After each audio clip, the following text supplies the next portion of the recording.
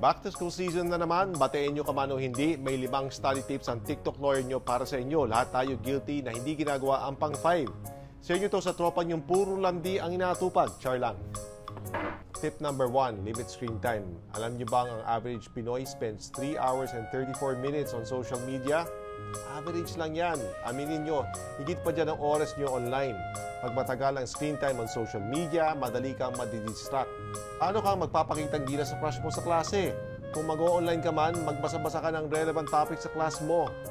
Pero kung social media ko sa at Attorney Toner man, okay lang dahil meron kayong matututunan. Tip number 2, write your thoughts. Don't underestimate the power of writing.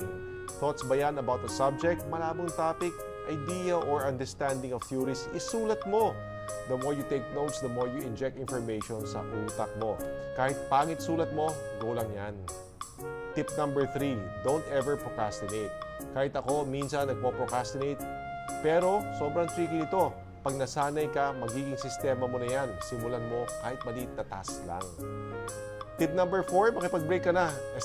Take short breaks in between tasks. Hindi ka robot, huy. Student ka.